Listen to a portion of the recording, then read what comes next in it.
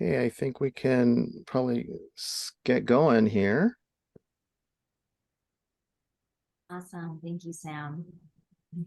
Thank you, everyone, for coming to the Professional Advocacy Pillar 6 as part of the Futures Conference. My name is Marie Tanaka. I am a postdoctoral fellow at the San Diego Center for Children. I'm Tara Rains, and I am the Deputy Director of the Children's Advocacy Alliance in Nevada. Hello, everybody. I'm Sam Song. I'm at San Diego State University and the director of the school psych program here. And my name is Gene Cash. I'm a professor at Nova Southeastern University, and I'm the director of the PsyD program in school psychology.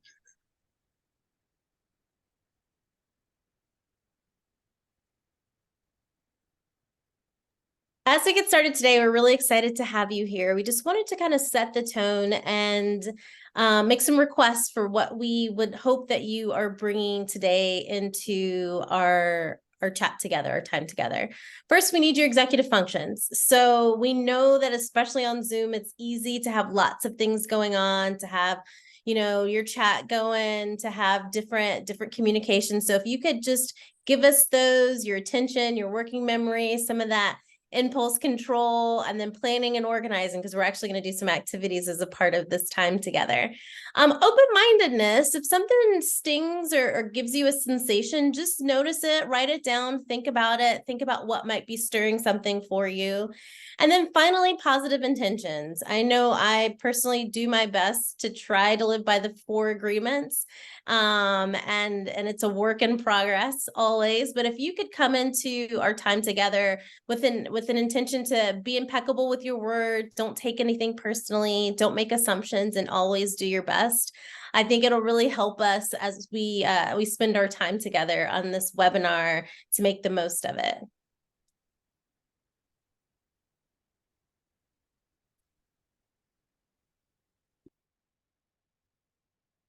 So our time is also led by guiding questions. And these are the guiding questions that you were provided before you chose to come and spend this time with us today. The first one is, what role does advocacy play at various levels? And this is what we're going to talk about: the individual student level, the school and district level, national, graduate school, practitioner, higher ed. How does it play? What role does advocacy play at all of these levels in the future of school psychology? What skills and focus are needed to be an advocate for equity as a school psychologist? How do identity, positionality, and power impact advocacy ability and efforts? What are different styles or approaches to advocacy in school psychology? And then finally, we're going to talk about what skills and tools can be used to navigate any negative consequences, such as retaliation, that can come from advocacy efforts. So then a quick overview is, what is advocacy? Why advocacy? Advocacy issues, advocacy planning, and then if we have time, a really quick vignette and Q&A, of course. So what is advocacy? There's a number of definitions, and really from very simple to pretty complicated. For us, as the Futures Work Group on Advocacy, we wanted to consider what it is for our field and its future. And so here's the definition that we're proposing today. Advocacy is facilitating systems change to promote equity and access to education and mental health care. Also, another helpful one is support for or recommendations of a particular cause or policy.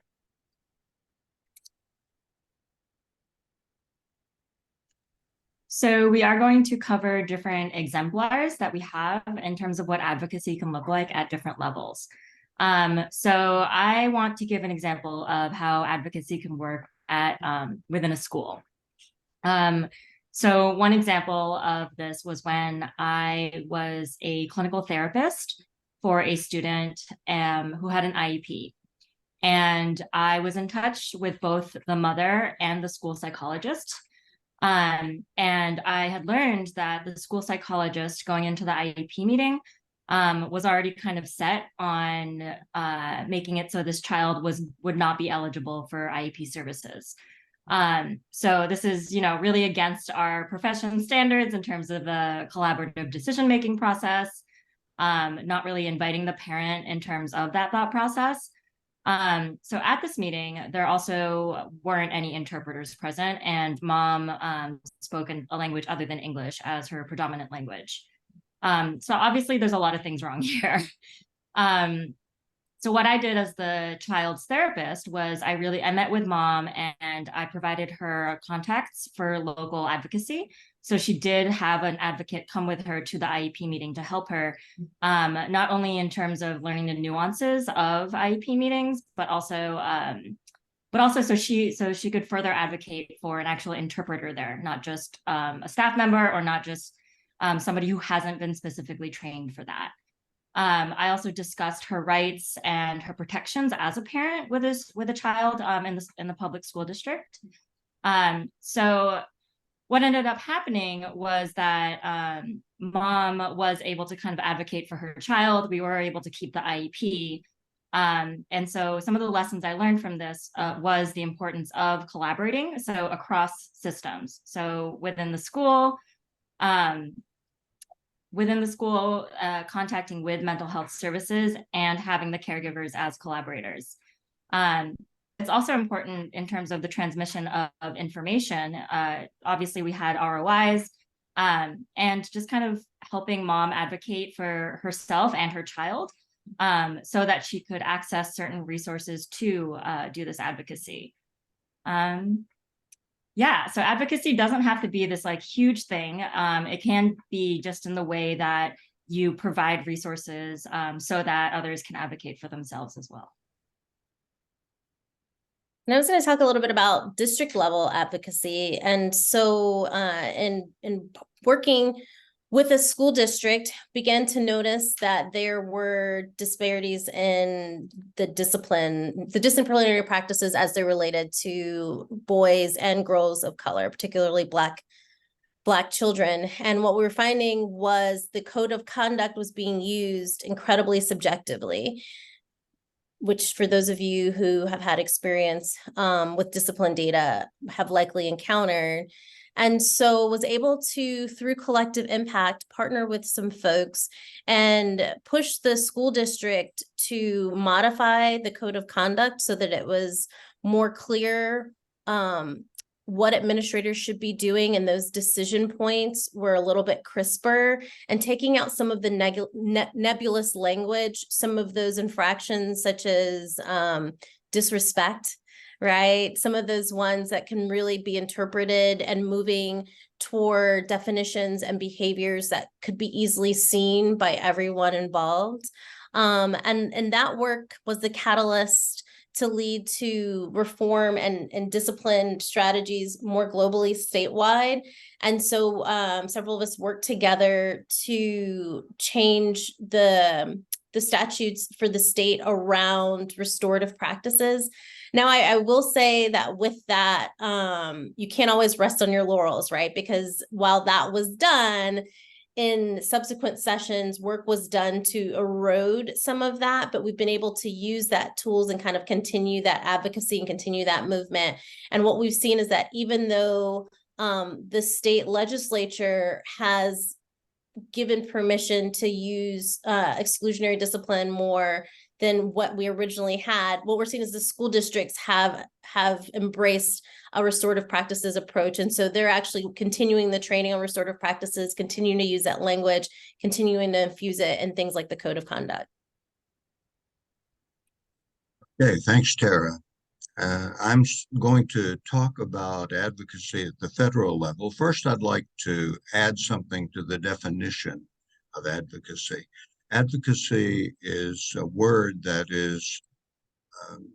has its roots, at least, in Latin. And the roots in Latin are the prefix ad, which means to or toward, and vocare, which means to call or a calling. So in order to be an effective advocate, one has to perceive oneself as having a calling to change things, to make things better, to make things more right, to make things more equitable. At any rate, I also wanted to add just an example of something at the state level. Here in Florida, where I live and work, every year at the university, I get in touch with other universities and we get together a group of students to take to our state capital, Tallahassee. During that trip, we do didactics with regard to how to approach legislators, how to present our causes or interests in advocating. And we also then visit the state capitol, visit legislators in their offices, and give students examples and practice in being advocates. All the students say it changes their perspective on advocacy, and they say it changes their lives. So typically, they become advocates for public policy change consistently. Now I'd like to tell you about the federal vignette that I'm supposed to be talking about. And that occurred with a colleague. Both Fulvia Franco, who's a Mexican-American woman, and I were members of the Government and Professional Relations Committee of NASP. And at that time, Fulvia had had several experiences going to visit the office of a senator from her state. And what she was concerned about was that neither the senator nor the senator's congressional legislative aide were welcoming to her, whether that was because of her background or because the senator's politics were quite different from the objectives that NASP was advocating for. We weren't sure, but she asked me to go along to try to help. So we did, and at first it went very badly. We walked into the senator's office. His legislative assistant met us at the door, and even before we sat down, she said, "You have 15 minutes." The implication was because I'm obligated to see you for 15 minutes, not because I want to. So we tried our very best to present NASP's legislative platform and advocacy issues to her, and she sat with her arms folded almost all the time. After the 15 minutes was up, she said, "Your 15 minutes are up. Please leave." But before we left, as we were leaving, actually, I turned around and asked her, "How did you cope with the anthrax scare in the Senate office building?" Some of you may remember that several years ago, Senate office buildings and senators in those buildings were sent envelopes through the U.S. mail that had a white powder in them that turned out to be anthrax. And she changed her entire demeanor when I asked that question. Tears started rolling down her cheeks, and she said, "It was terrible. We all feared for our lives and the lives of our coworkers and the lives of our bosses, the senators, and it was scarier than anything else that I can imagine." And for the next 45 minutes, she talked about her emotional reactions to the anthrax scare and to the fear that she would die and or that her colleagues and bosses would die. At the end of the 45 minutes, not that she was timing particularly, she said, "I want to thank you for listening to me and listening to my story. And by the way, if the senator can ever do anything to help you in any of the issues or with any of the issues for which you're advocating, with which he will agree or at least not be in opposition, I will promise to get him to try to help. It was a total change in the way that she greeted us, in the way that she dealt with us, in the way that she cooperated with us. Why the change? Because of two things. One, we expressed a human interest in her. And number two, we utilized the skills that we have as psychologists to try to make things work, to make things better, to develop relationships, because very often effective advocacy is all about caring and relationships. Thanks, Gene.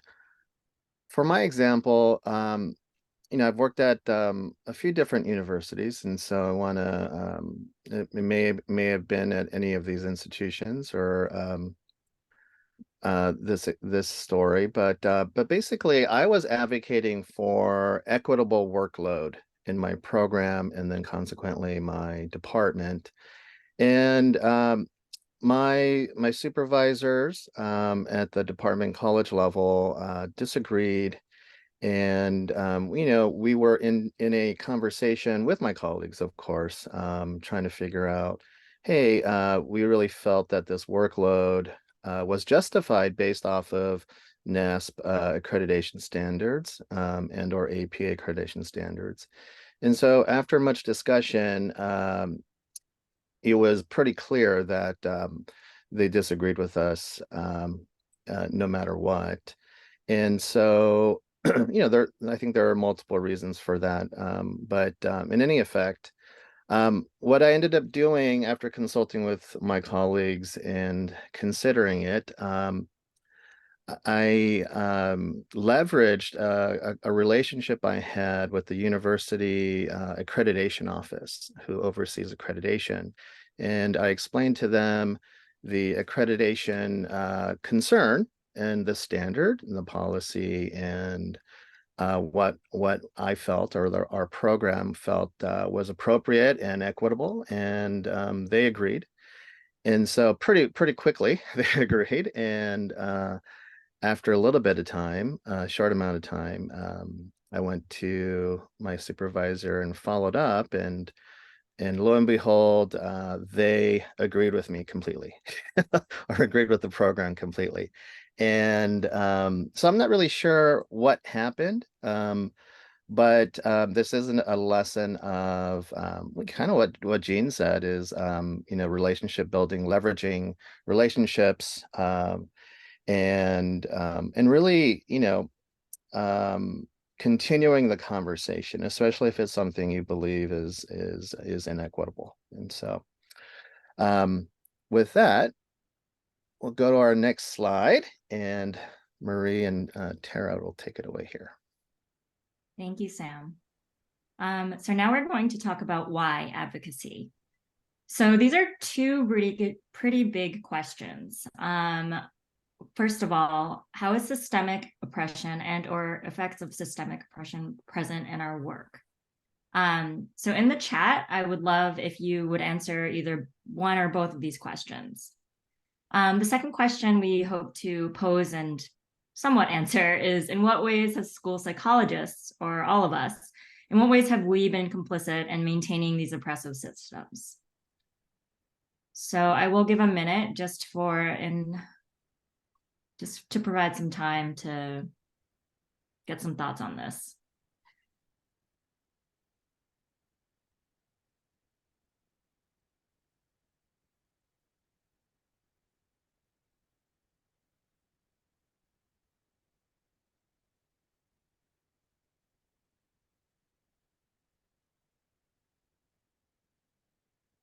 Or is it not present?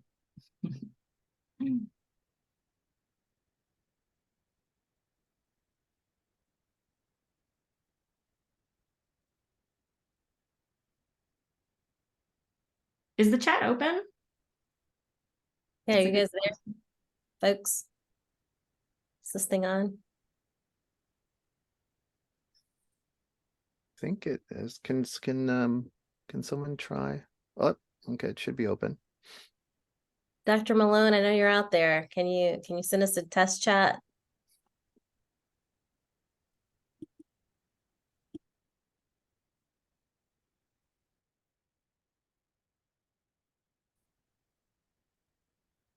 Thank you, Dr. Malone. Thank you, Dr. Malone. Okay, and the overrepresentation of Black students in special education and underrepresentation of Black students in gifted and AP programs.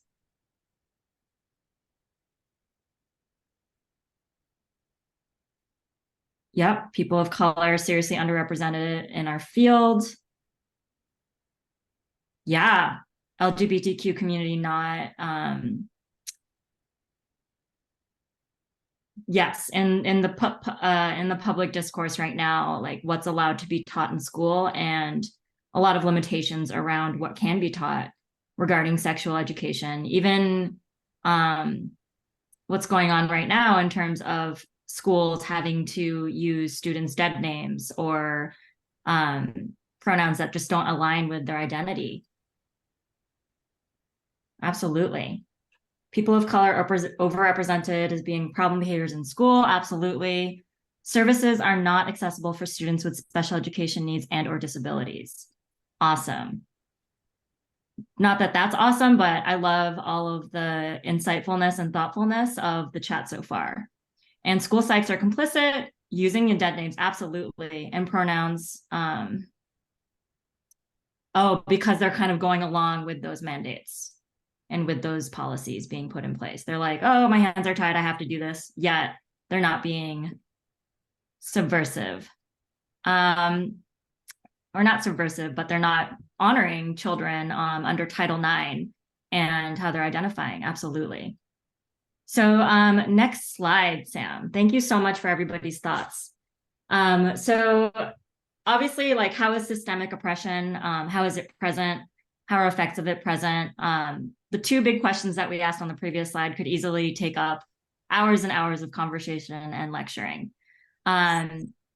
And so I want to kind of show this intersectionality wheel. I thought this visual was nice in terms of seeing how different systems of oppression work and how they're present in terms of individuals and their lived experiences of marginalization. Obviously, these are not mutually exclusive, hence intersectionality being more about the types of oppression that people experience. So this also goes into play with somebody mentioned students in special education or those with disabilities. So oftentimes, people are reluctant, even if they're talking about race or gender, they might be reluctant to talk about disability and critical theory and how that intersects. So like right now, CRT or critical race theory is has been on people's radar, whereas people might be more reluctant to talk about discrit, which is just as important. So only recently has intersectionality become like this really big buzzword, even though it's been present. Like Kimberly Crenshaw discussed this back in like 1989. So only recently has it become more of a mainstream term where we're having these more open conversations about oppression and privilege. And then one last example of this is when individuals try to use color evasive language or ideology, saying that they don't see race, it has nothing to do with what they're doing, which inherently kind of discounts a lot of people's identities and how they're seen socially in the world. It really discounts those experiences by doing that. Tara, do you want to? Yes. Yeah, I think as we are starting to do some of the self-reflective work to see the role that we have played as a field and looking at systems of oppression and maintaining some of those systems, and you all did a great job of identifying some of them. There's some work to be done as a field of school psychologists and the role that white saviorism plays in our field, right? We're a field that is composed majority of white women still. And only recently have we begun to reflect on what it means to have and to operate as a field that's predominantly made of white women. In fact, there's a story I remember, it's from a NASP in Orlando. So just to kind of give context as to how long ago this happened and how it stayed with me, I was speaking with someone at a bilingual school psychologist meeting, and it was a woman who I had known for years, and she identified as a white woman. And she felt like, even though she was now in a socioeconomic place because of marriage, that she no longer had to work as a school psychologist, she felt like because she was Spanish speaking, the students in the Title I school she served needed her, right? And it wasn't that they needed her to see her perspective, to see their perspective, or they needed her to save them from something. And I think that as part of the conversation we're having among ourselves as school psychologists is, how do we move from advocating for to advocating with? Right? How do we as a field really embrace the fact that we have to partner? I think Gloria Miller put in the chat, it's important, the community leaders as collaborative partners in the school level, right? How do we see ourselves like kind of breaking down some of those power differentials as us as the expert in the room, as us kind of being a problem-solving partner so that we can help to move the needle forward. The other thing, this has been a little bit of a soapbox of mine, I told Jean and Marie and Sam that I was going to bring this up, but we also have some internalized misogyny in school psychology to deal with. As a field that's predominantly female, how do we give power to men in our field, right? How do we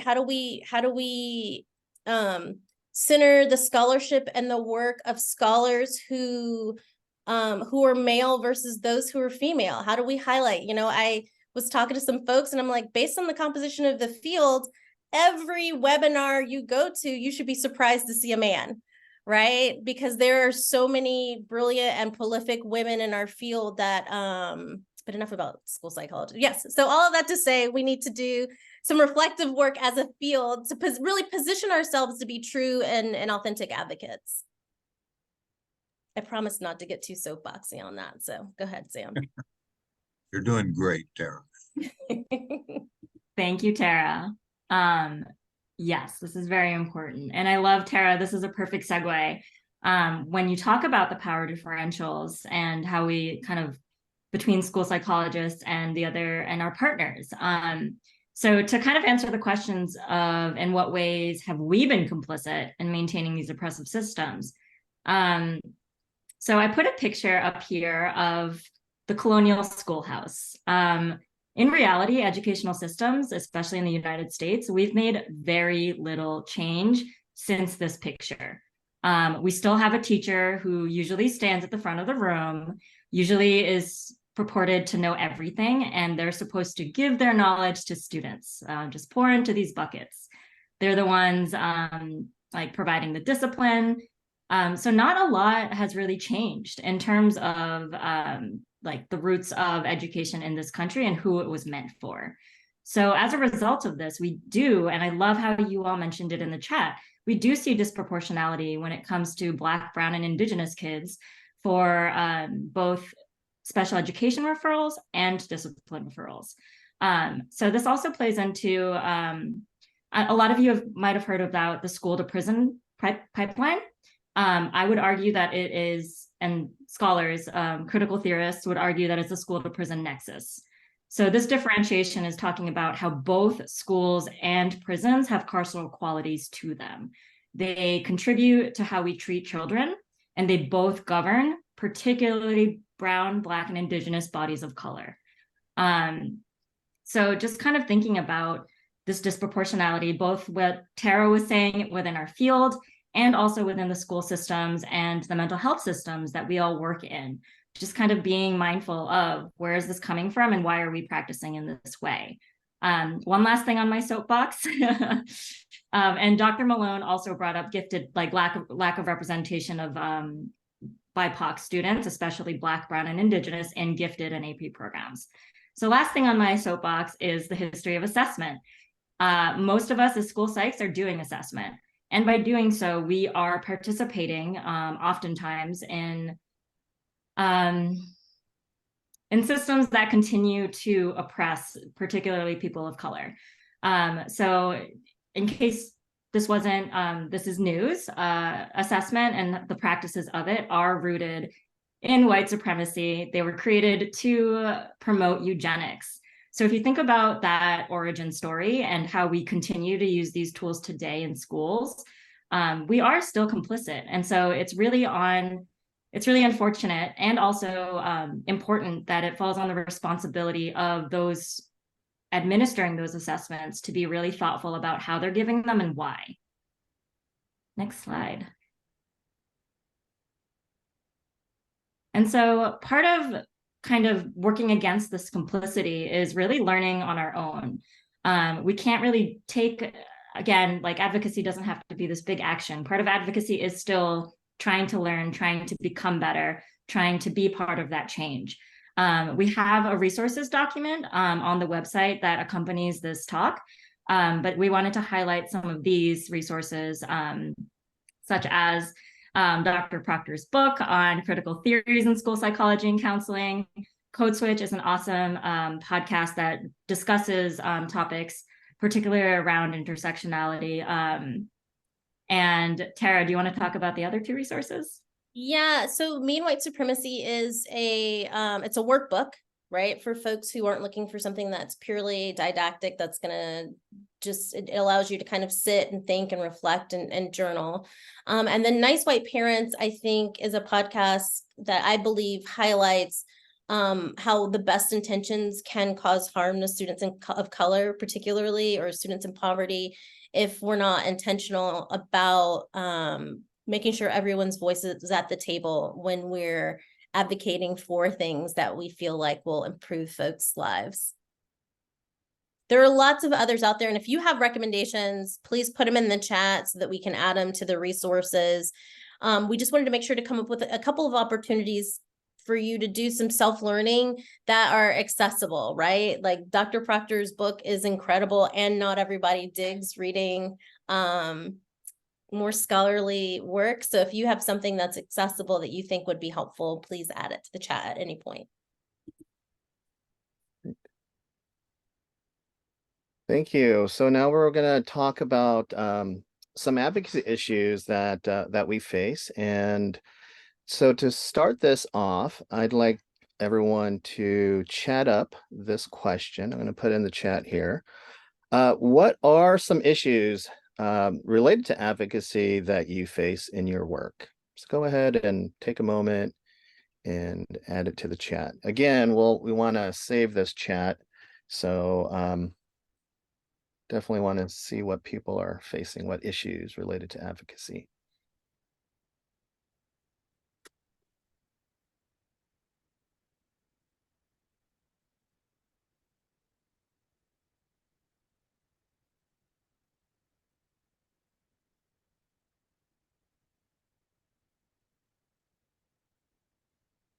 Okay, we have being new to an organization, learning how to navigate it.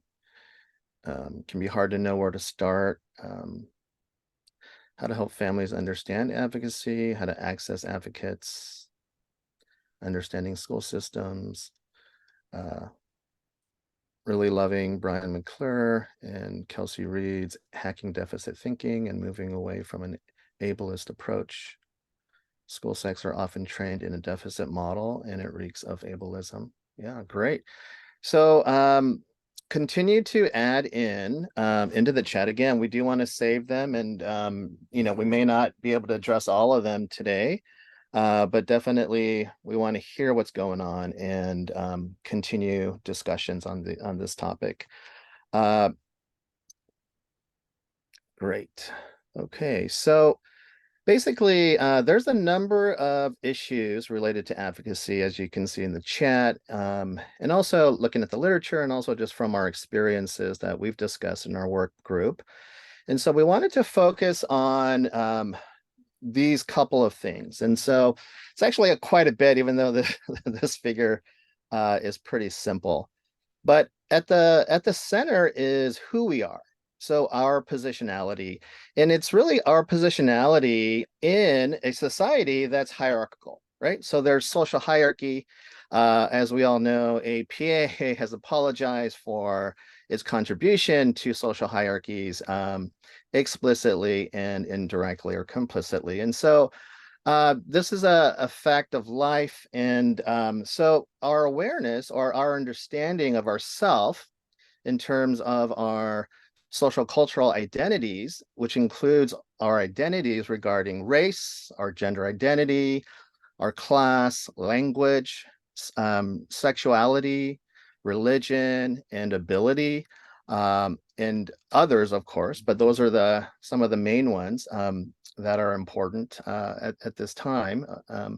So we want to be aware of these and how that affects who we are and how we think about things and how we see things. And so, for example, we have values and beliefs about life and about, of course, then advocacy and how to do these things. And also that includes our biases, our attitudes. And so a big part of this and this understanding is in interaction with our context. And so this understanding, which is referred to oftentimes as critical consciousness. And so today, we're not going to be able to delve into it deeply, but it's really an awareness of our society and the interlocking systems of oppression that are at work. And so this webinar is number 6, and although there's another one next week, we do want to kind of highlight that all of these pillared webinars are somewhat overlapping to a certain extent and build on each other. And so I want to refer you back to the first one that Celeste Malone did on the blue sky, and then also the leadership one in particular. But of course, they're all important, and they're all going to be related to our understanding of ourselves, critical consciousness, and our society, and how these oppressive systems work together. And so at its core then, this positionality, our self-reflection or reflexivity, is going to relate to then our awareness of advocacy issues. So some of the literature has suggested that one of the biggest obstacles to advocacy is just a lack of awareness of what they are. And so if we don't understand social justice issues, right, then we might not know how to advocate or that this is even a problem. So it's in our awareness and understanding of advocacy issues. So the next circle to the right, we have power and privilege. And of course, this is related to our positionality of who we are and who we are in our society. And some of this is also based off of what we've done, so our education, right? And so for many of us in schools, we are going to have certain power and privileges that our degree and our role and function in a school provides us, okay, in addition to who we are. So if we're part of the white dominant system, then we're going to have white privilege and we're going to have male privilege. And so all of this understanding is going to affect how we advocate and what we can advocate for, but also just to know that even though we are in a minoritized context, we usually will always have some sort of power and privilege that we can use either relationally and through our position in the schools. And so just to remember that. So then there's obviously skills and competencies. We have a resource in the reading list on the ACA advocacy competencies as one of the first delineations of what to do. And so it talks about skills that are direct and indirect along with a continuum of advocacy, much like the levels that we've discussed today. And then also finally, the style is we call advocacy style. And so again, this is related to your positionality, who you are and who you are in society.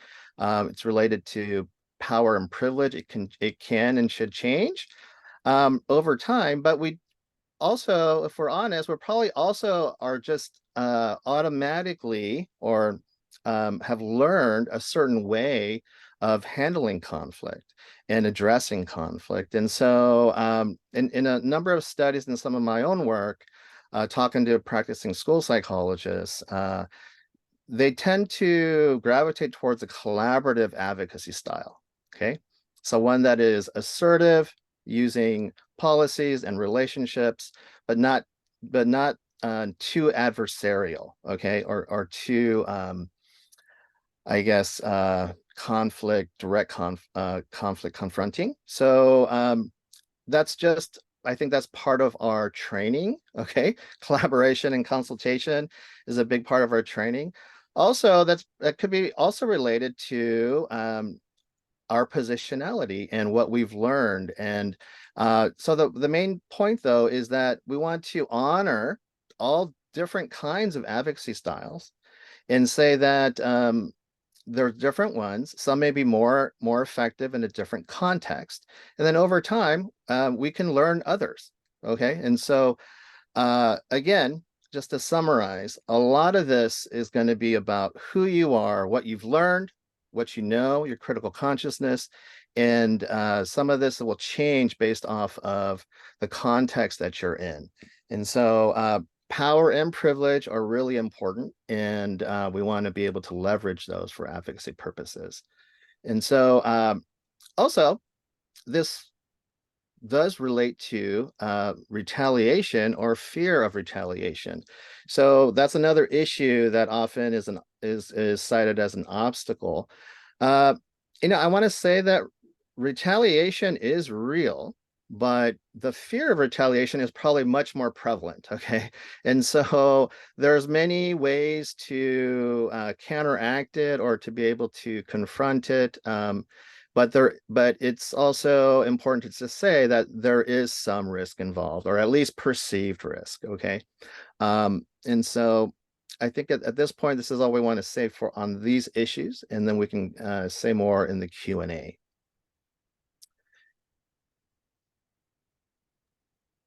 All right, so now we're going to do some actual work. We've got about 35, 40 minutes together before we open it up to more discussion and question and answer. And so I'd like for us to take a few minutes and work together on putting together an advocacy plan. And just reading through your comments again about some things that we should advocate for. I'm excited to work through this. So go ahead, Sam. All right, so who can be an advocate? You can. And my picture is cutting off the word "and," so sorry about that, y'all. You can be an advocate. There's so many times when something comes up and we feel like we're not the people to speak out, right? Like we're not the ones who can do it, when indeed you actually are the person to do it. So we know that advocacy can come from a lot of different places, right? We know advocacy can come from necessity. We see Michael J. Fox as a huge advocate for Parkinson's that came largely after his diagnosis. It can come from tragedy. This is Kira Johnson in the middle. If you're not familiar with her story, she was a healthy mom in California who died in the postpartum period because the doctors ignored her, right? And didn't believe the symptoms that she was reporting. And as a result, there's now legislation that's named after her that is supporting awareness, education, and practices to help reduce the Black maternal health crisis. And then we are all familiar, or probably likely familiar, with Malala Yousafzai. I learned to read whole language, so I always mispronounce it. Sorry, y'all. Who did incredible work and is known across the globe for her work as an education advocate for girls. And so knowing that advocacy can come from lots of different places. So how do you do it? How do you start your quest? There's a couple of key steps that you can take to launch your career, your side job as an advocate, right? And how you can work to weave advocacy into the work that you're doing as a school psychologist. First is finding your passion. What issues do you feel strongly about, and how are they impacting your daily life? Somebody brought up in the chat hacking deficits thinking, right? Like, how do we move school psychologists from a deficit model? We know that for decades, scholars like Dr. Janine Jones and Dr. Marquita Newell have been begging us to do this work, right? They've been writing about and speaking about and presenting on strengths-based work and moving away from that deficit-based ableist approach.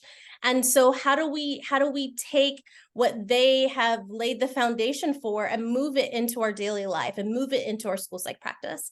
Find your people. The issue that is rubbing you, typically when you have a sensation, you're not the only person who has that sensation, right? And so advocacy done in isolation can be effective, but it can also be exhausting, right? And we want to find a way for you to be able to continue to advocate, to do this work, and also engage in your career as a fruitful school psychologist. Find your plan. What is it that you want to see happen? What systems are involved in this? What's the money, right? We can talk about budgets a little bit later, but typically proving to folks how your idea saves them money or costs somebody else money can help sell your idea. And finally, finding your place. How can you use your voice to amplify an issue? Who should you be emailing and calling and having coffee with? Who should you be getting to know? You know, Sam talked about the reality of there being power factors at play and a fear of retaliation, right? And so who should you befriend on the front end? Whose bristles do you know you're gonna get up and, you know, who are you gonna, I don't know, annoy? And find that person, and how do you proactively build a relationship with that person so when you walk in their office and tantrum, they're like, okay, maybe this is a good point. Go and Sam. So where does advocacy happen? So we know advocacy can happen at a couple of different levels. Some of what Marie talked about earlier was systemic oppression, right? There are systems at play in our work as school psychologists. In fact, I like to say that school psychologists have all of the working skills and knowledge of clinical psychologists, plus that overlapping knowledge of systems and schools and how systems work, right? So we're in a really unique place to be advocates because we do know that that there's that things have to work together, and that that decisions aren't made and policies aren't made and changes aren't made in silos. We need to know, is it a system problem? Is it a policy problem, right? Who are the policymakers involved in this? Is this a school board issue? Is it a city council issue? Is it a county commissioner issue? Or is it a state legislature issue, right? Who are the policymakers? Is it a legislative issue? Is this something where the state regulations or the state laws need to be adjusted to address your issue? It's important that you learn the process for where you live and for your area to have maximum impact. And there are lots of policy advocacy agencies like the one that I work for that are designed to help folks like you all, school psychologists, learn how to really amplify your voice. All right, so let's make a policy advocacy plan. So pull out your paper and your number 2 pencil that does not have an eraser because you gave a Woodcock Johnson this morning. And go ahead and just take a few minutes. If you don't mind sharing in the chat, just write 2 or 3 sentences about an issue or challenge that you feel passionately about, that you feel like your advocacy might be a good fit to support. And we'll wait till we get a couple in the chat to move forward and talk through them.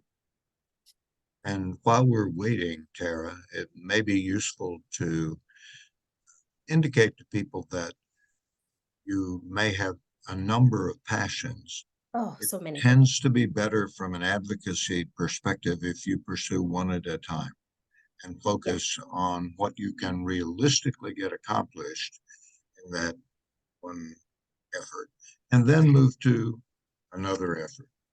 No, I agree wholeheartedly, Jean. You know, and I think it goes back to the conversation about burnout, right? And being in a field that is taxing. And if you are trying to eat the entire elephant in one bite, not only will you choke, but you will not be successful. So how do we cut out a bite-sized piece of the elephant that is oppression and injustice, so that we can take it down little by little? Thanks, Jean. So we're going to start by picking one. Pick a passion.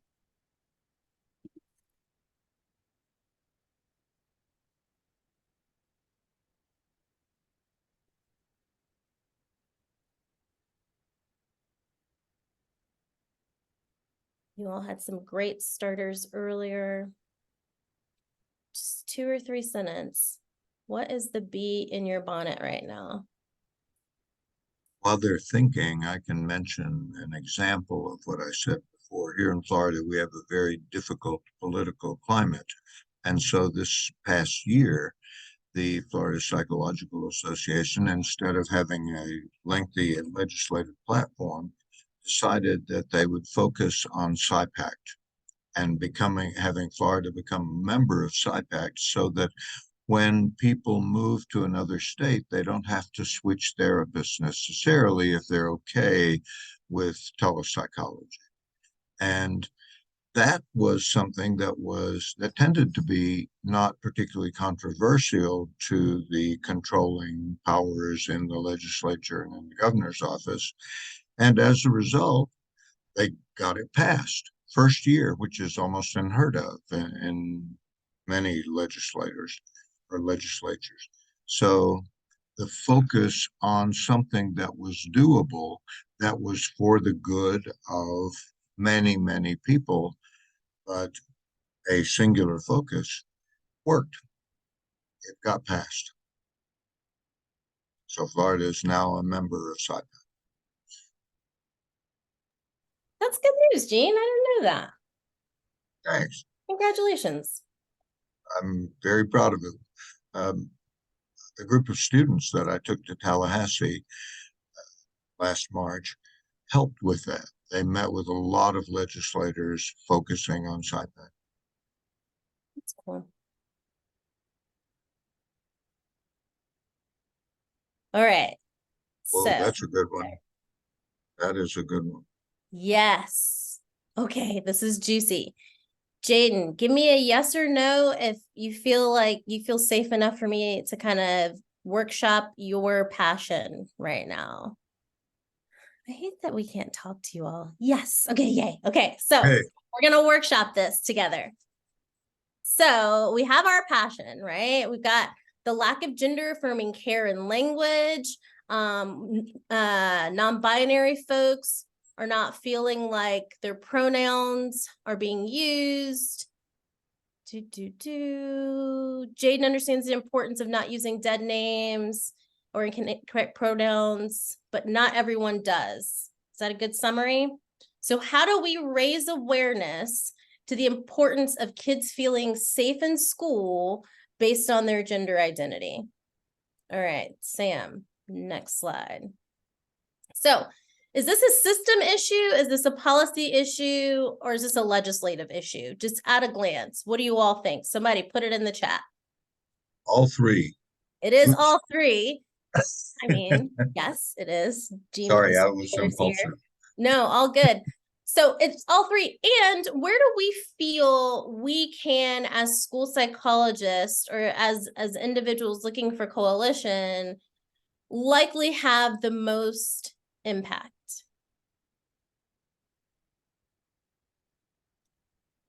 With the least amount of lift?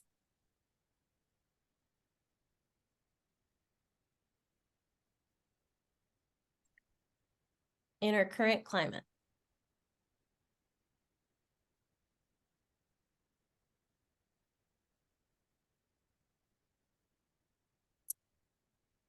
Jean, you want to take a guess? Marie?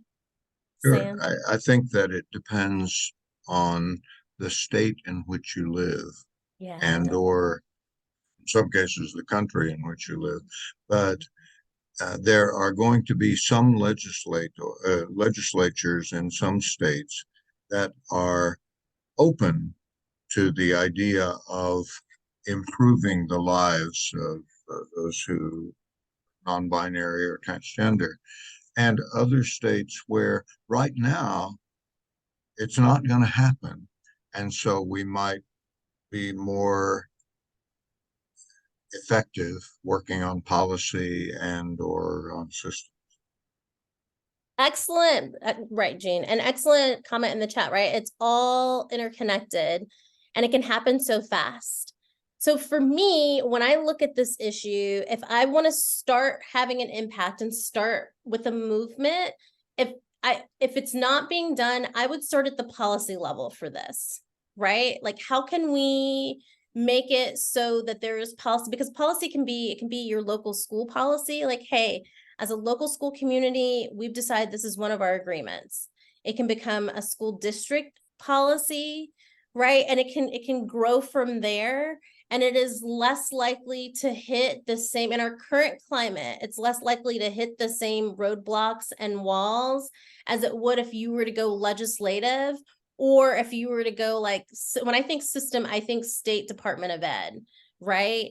So showing the effectiveness and the benefits in a smaller community, right, in a small way, gives you a pilot to then work at some of those higher levels in which you would continue your advocacy. All right, Sam. So who's doing this work, Jaden? There in your community, who are the folks who are championing creating gender inclusive and safe spaces for kids in the schools? Are there community orgs that are doing that? Is there a collective impact in your area? For those of y'all who aren't familiar with collective impact movements, collective impacts are folks like the lots of different cities have a My Brother's Keeper Alliance, where it's or different alliances or coalitions where it's business members, it's nonprofits, it may be faith-based leaders, it's community leaders who are coming together with a common goal, right? Are there a group of community leaders in your area who are doing the work to create safe schools for kids in regards to their gender identities? If there's no larger group, who are the smaller groups, the nonprofits and grassroots groups that are doing? Are there any governmental groups that are doing this work, right? Again, you can't do it alone, but you can connect with some of these folks and see what tools and resources they're using, see what work they have done, see if there's groundwork already, right? You might be in a beautiful, blissful blue state where you're fired up about this, Jaden, and you find a community org already has a bill draft request for the next legislative session, right? And so it's going to become state law that folks can't use dead names in schools. And so they might cut off a lot of the work that you might have been doing, and you might be able to come as the expert, as the school psychologist, and say, hey, here's why this is important for kids. This is why it's important for education for us to have, and just lend your expertise. Or you might be in a situation where it isn't as formalized and you might have to do some of the groundwork and laying the groundwork to move up some of those higher levels. I also want to add, writing a check is advocacy, right? Like, it's passive advocacy, and not that as school psychologists, we have all these checks to be writing for folks. But dollars go a long way. I sit on a couple of nonprofit boards, and our small donors are what make it happen, right? And so if you are unable or don't have the bandwidth right now to do the physical legwork part of the advocacy, supporting organizations that are doing the work to make the change that you feel passionately about is also crucial, because they cannot function without your gifts. Sam noted that it depends on the amount. I agree, Sam. Unfortunately, it does, but it also depends on the method of delivery. If you just write a check, even if it's for a fairly large amount, it may have less impact than if you visited the legislator's office and you gave the check while you're introducing yourself and talking about your issue. Oh, yeah. I guess I wasn't even talking about paying the legislators. I was talking about the people actually doing the work, the nonprofits. Oh, okay. But yes, if you're Both going are to give money important. to a candidate, you should look them in the eye and tell them they need to call kids by their real names, not their dead names, while you give them your money. The eye contact. Don't forget the eye contact. So how will you tell your story? So this is huge. Jean's has given a couple anecdotes about meeting with legislators and talking with legislators. I'm a bit of a busybody where I live, and I love to have coffee with folks and tell them my opinion, right? And what's important about making these personal connections and having them as the foundation of your advocacy work is knowing how to tell your story. So storytelling is huge, and it's tremendous. And often when we feel passionately about something, yes, donations do promote social justice, Dr. Malone.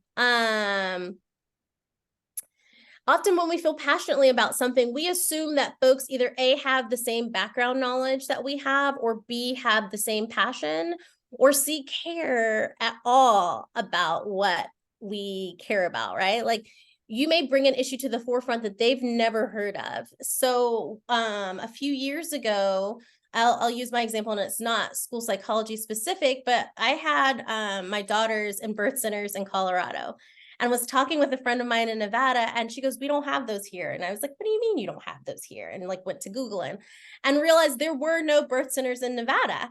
And so I had coffee with a friend of mine, speaking passionately about this. They had no idea what a birth center is. For those of you who don't, a birth center is a maxi home, not a mini hospital. So it's a place where people can have a baby, where there is medical staff, and it is not as intensive as a hospital. And so I talked to a friend. They were like, "Well, you know who is in the legislature now? This other person we know." And so I went and I had coffee with that person, and I told my story in a similar way. And they go, "Oh, wow, that's something I didn't know we didn't have." 6, 8, 10 months later, it's now legal to have a birth center in Nevada, right? Like, I was able to support getting legislation passed by going through and having these storytelling coffees and raising awareness to this issue that I was passionate about, that folks just didn't have information on. So how will you tell your story? Making a personal connection to the issue. For me, it was important as a Black woman in the middle of the maternal health crisis to have the option to not go to a hospital. I did not feel safe having a baby in a hospital. And sharing that with folks in a position of power gives them the opportunity to see my perspective just a little bit, right? If we go back to the issue we were talking about earlier, we're talking about Jaden's issue. For Jaden, it is really important that folks honor who they are, right? And give them, the respect of calling them by their name and calling them by their preferred pronouns. And it diminishes their humanity to be called outside of their name. And that can be really powerful to make that human, that personal connection to the issue. What does the issue have to do with the community or the state or the district? Well, for me, with my birth center example, Nevada doesn't have that great of infant mortality rates, and it has the numbers and the maternal mortality rates aren't good, and the maternal morbidity rates aren't good, right? And so I was able to talk a little bit about, hey, this is another one of those areas where we're in the bottom quartile. So there is space for innovation, right? If you want to look at Jaden's issue, what does it look like for non-binary students in the schools? How are they performing? What does it look like with chronic absenteeism, right? What are some of those points that you can demonstrate, hey, it's a concern in our community? Also relating it to data and facts, do you have any data or facts? If there is no data, where does data exist? And it might be part of your problem, part of the solution that you offer, to simply collect data on it, right? Like, how can I help us raise awareness to the fact that we don't have the information that we need? Tie it all together, like my experience having an out of hospital birth was empowering for me, and it encouraged me to take care of myself, which reduced my likelihood of having maternal morbidities, right? It increased my likelihood that I was going to live and have a healthy baby. And that's something that the community is struggling with. How do we get folks who are pregnant to have healthy babies and have healthy pregnancies? When you talk about your issue, Jaden, with, tying it all together, your humanity as a school psychologist, improves your services, allows you to show up better for the students you serve. We do know that gender nonconforming students, non-binary students have a harder time in school, don't feel safe. You can't learn when you don't feel safe. How do you tie that together? And then explicitly state your ask. I wanted birth centers in Nevada. Like, what is your ask, Jaden? Do you want a policy that says we will respect everyone in our school buildings and not use their dead names, and we will use the pronouns that they have elected? What is it? What is your ask? And you want it to be tangible and you want it to be clear, right? Like, my real ask is always kind of like, I don't know, world peace and lottery winnings, right? Like things that may not happen easily. And you want it to be something that feels accessible to the person you're sitting across from. You want them to either be the person who tells you, yeah, I can do that. I can make that happen, right? Or you know who you should have coffee with next, right? You want it to be within that person's sphere of influence, because the worst thing you can do is present a problem and then present a solution that completely overwhelms your decision maker, because then you've lost an ally in the battle. And then closing statement, I think gratitude goes a long way. I always try to thank folks for their service, thank folks for their work, and ask how I can support what they're passionate about, right? Like where can I support your work? So I feel very passionately about birth centers. How can I support you and what you're working on? Know what they're working on ahead of time. I see that you are doing a lot of work in, I don't know, small dog rescue. Is there any way that we can partner and do something with the schools that I serve and your small dog rescue? Or, like try to find that common ground and connection, and make it clear that not only you're not there just to ask, but you're there to ask for something, and you're committed to doing the work, and you see what they do is also valuable and what they value is also valuable. I think it's also important in closing if you're talking with someone who disagrees with your position, to say, thank you for listening. I appreciate that you let me express what I'm interested in now, and I really hope we can work together on other issues in the future. Jean, thank you for bringing that up. That's so important. Not everybody believes the baby should be born out of the hospital, right? And so I had a lot of coffees with folks who thought I was out of my mind, that I would ever consider such a wild notion, right? And being able to hear them and not debate them, but hear them, right? Because I'm there to share what I'm passionate about, what the legislation or the policy that I want to see moved, and hearing their perspective for what they value and what we value in common is just as important, right? So Jaden, when you sit across from someone and they say, nope, kids are too young, they don't know, they should have to go with the name that their parents give them, what do you hear in that they value? Oh, you value the perspective of the parent, right? I also value the perspective of the parent, and I think the parent perspective is really important. Do you think there's a way that we could work it in so that the parents could have some role in this, right? Like how do you take what you have in common, and how do you take what you value with the person that does not agree with you, and leverage that shared value to move your agenda forward, if that makes sense at all? I don't know. Let's talk about vignettes. Sam, what do you have for us? Yeah, for this vignette, I think that I think we decided to leave more time for a Q&A, and use this vignette more as an illustration for you all to ponder individually. So when we upload the PowerPoint, you can go ahead and do that.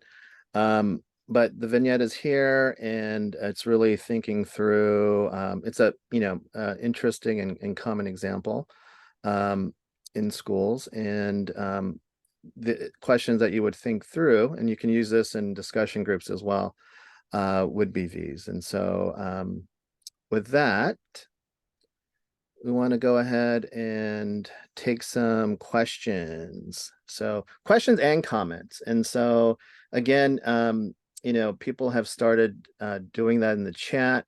Feel free to chat it up or to, I believe you can unmute yourself.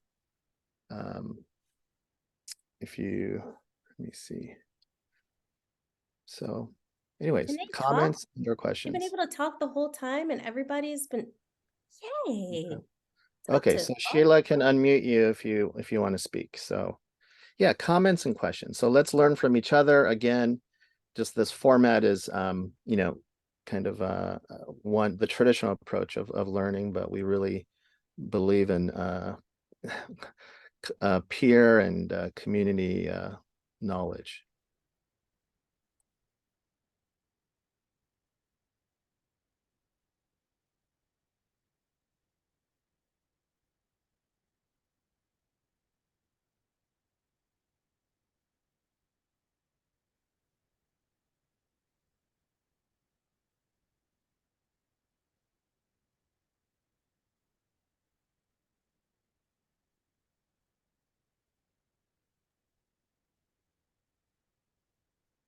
Doing I'll jump in at once. Jaden, was that helpful to kind of talk through a little bit? Do you have ideas on where you could go from here? Are you able to speak? Are you in Sprouts?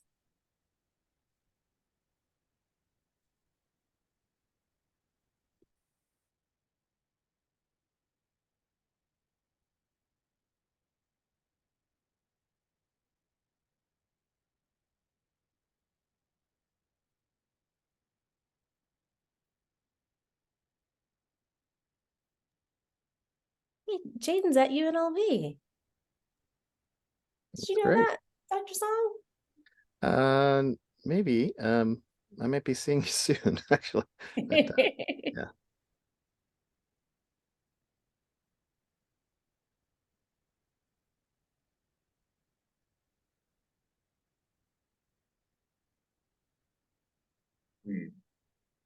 Okay. Well, Jade, I know some folks, if you are looking for community partners around this work in Las Vegas and in Nevada, give me a shout. And Jaden, we certainly appreciated your comment on enjoying this presentation. I've really enjoyed participating with this group. It's a wonderful thing.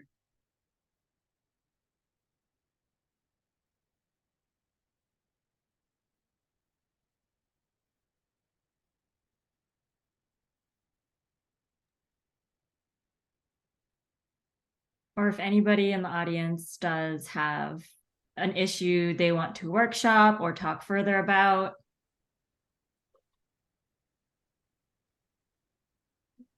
Great idea.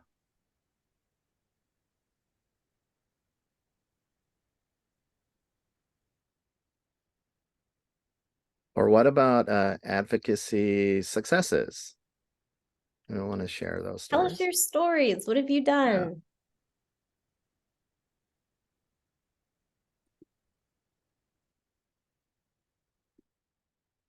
One of the things that we are wrestling with here in Florida, if no one else is coming up with something to discuss, is the issue of book banning, the issue of allowing anybody in a school district who objects to a particular book to have that book taken off of the shelf in the school libraries in that district. How would you go about, in this political climate, advocating for modifying that policy?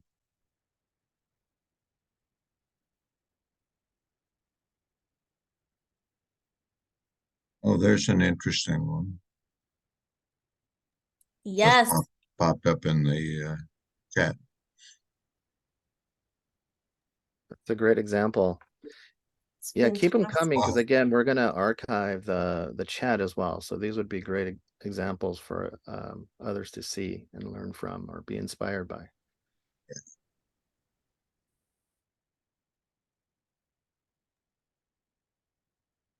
That's amazing, getting so much money for pilot sites and Amazing. incredibly productive. Absolutely.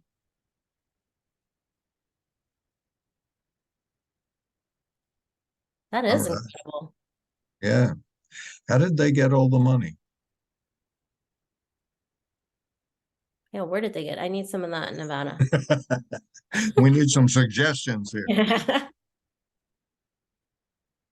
Feel free to come off mute and teach us your ways.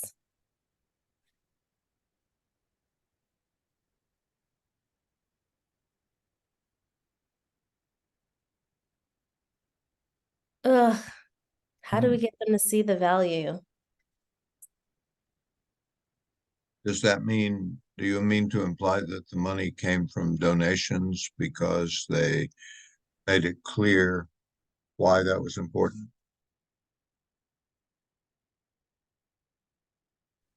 So sorry, they wanted to the pilot sites came from the legislative, like the general budget of Hawaii. Hawaii is very different because our LEA and SEA are one and the same. So when we have something budgeted like that, it's a statewide initiative. And so once they saw value in that, it became part of the Department of Education's annual budget to keep those programs. Oh, wow. But if you So- can get money, like there's less money usually for pilots for things, and then that often, if you can collect good data, that can then get that into your general budget or your school budgets later on if the value is seen. Right. I think that that's a great approach to say, okay, state legislatures or legislators, let's try this project out. Let's do a pilot study. Let's analyze the results and see what kind of difference, if any, this makes, whether it's the kind of thing that we want to continue and to continue to fund. That kind of thing happened right after the shooting at Stoneman Douglas here in South Florida. Florida legislature designated some money to study what kind of difference greater access to mental health services in the schools might have. And as a result, eventually that money went from a couple of $1 million for a pilot study to, at this point, I think it's $270 million for increased funding of mental health in schools, which still is a drop in the bucket in the Florida budget, but it made a difference.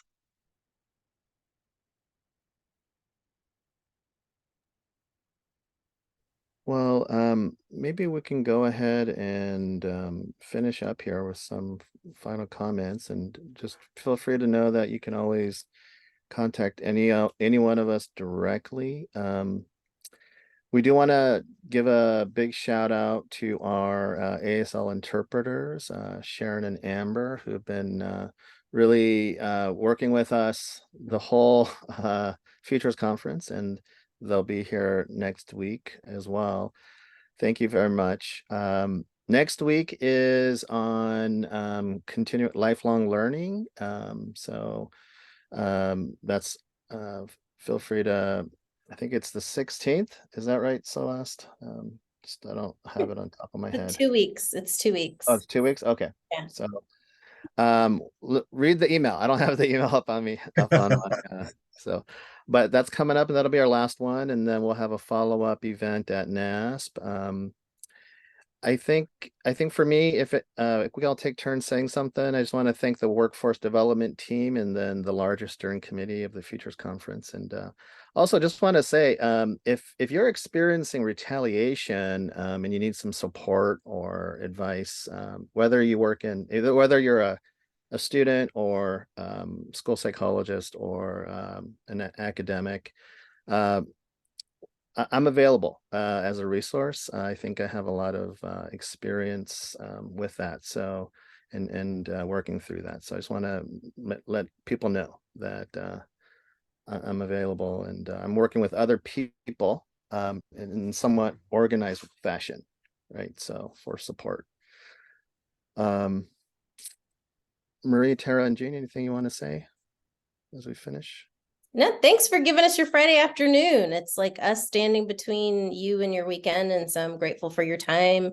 I'm grateful for your work. And, you know, we're all doing different things. And so if you have questions about child family policy advocacy, specifically in Nevada, but globally as well, give me a shout. And I'd love to meet up at NASP and talk about what you're passionate about and help formulate a plan so that you can move the needle in your community. Yeah, similar to what both Tara and Sam said, just really grateful for everybody's presence, participation on a Friday afternoon. Yeah, even though I just graduated after, I don't even know, 6-7 years of grad school, I'm here to support all grad students and whatever they need. So feel free to email me personally if there's any issues regarding that, because a lot of issues can come up in grad school. So yeah, I'm happy to be a sounding board, even though I'm not a student anymore. Thanks, Marie and Tara and Sam. It's a pleasure working with you. I'd also like to say that we had a small group here today of participants. And I'd like to thank that small group for being interested in advocacy. I think we were in many ways preaching to the choir, because these are people who showed up probably because they are interested in advocacy and have a pretty good idea of how to do some of it. But I'd also like to say that an aspect of advocacy is convincing others in our profession how important it is to modify the way that things are done so that they are more equitable. If we don't take the responsibility not only of advocating with policymakers, but also of advocating within our profession, then we may very well miss the boat. Mhm. All right. Thanks. Jason, if you're still around, I think you're a first year student, if I recall, so I haven't met you yet, but I think I'll see you soon. All righty. Thank you all for coming. Bye, everybody, and thanks so much.